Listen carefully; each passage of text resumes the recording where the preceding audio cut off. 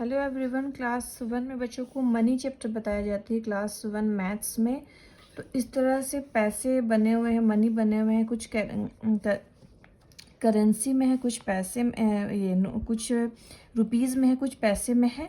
तो करेंसी को हम कहते हैं, तो करेंसी दो तरह से होती है, एक रुपीज़ में होती है, एक पैसे में होती है। पैसे को पी से शो करते हैं एंड रुपीज़ को र करके ऐसे जो करते हैं, ठीक है। तो रुपीज़ ये नोट में होती है। तो इस तरह से बच्चों को ये रुपीज़ का साइन है, और पैसे जब होते हैं तो पी लिखाता है, ठीक है, पी को भी 5 या कुछ भी।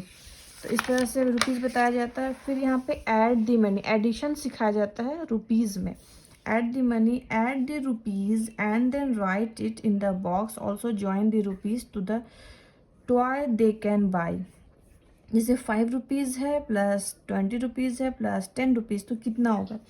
तो बच्चों का एडिशन क्लास 1 में यूकेजी से ही बताया जाता है, तो क्लास 1 में क्लियर हो जाता है। तो ये बच्चे ऐड कर लेते हैं, और 35 रुपीज़ हुआ तो 35 का क्या टॉय आएगा, तो 35 का ये ड्रम है।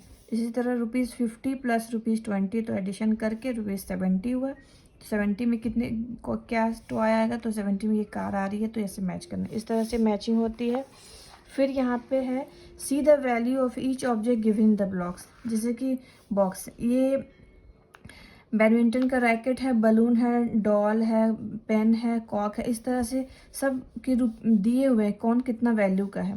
तो ये बलून कितना 15 का है, कॉक 5 का है, पेन क्या है 35 का, डॉल 50 रुपीज़ का, पेंसिल 20 का है, ठीक है। तो find out the total cost in each case. तो यहाँ पे फिर फोटो बना रहेगा, ठीक है, पिक्चर बनी रहेगी कि चॉकलेट कि कितने चॉकलेट के आगे कितने रुपीज़ का चॉकलेट है। तो चॉकलेट यहाँ पे है 4 रुपीज़ का। एंड कैंडल कितने रुपीज़ का है, कैंडल है 3 रुपीज़ का। तो टोटल कॉस्ट क्या होता है, दोनों को एडिशन, टोटल कॉस्ट जहाँ पर आ गया तो प्लस कर देना है। उसी तरह यहाँ पे तो एग्जाम्पल दिया हुआ है, यहाँ पे डॉल का है, तो डॉल का रेट लिखना है 50, ठीक है। एंड ये बर्थडे कैप का रेट क्या है ₹10, तो ₹10। तो टोटल कॉस्ट क्या हुआ, तो दोनों का एडिशन कर दिया तो ₹50 प्लस ₹10 ₹60। इस तरह से टोटल कॉस्ट बताया जाता है। फिर इस तरह से ये सारा फिनिश होता है, ठीक है।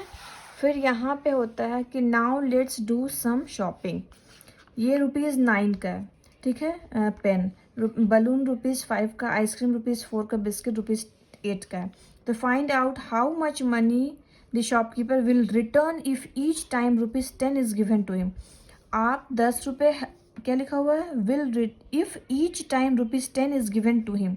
एक शॉपकीपर है, उसको आप बार बार 10 रुपये दे रहे हैं, बार बार 10 रुपये दे रहे हैं, और बोल रहे हैं मुझे पेन चाहिए, तो कभी बलून चाहिए, कभी आइसक्रीम चाहिए, कभी बिस्किट चाहिए।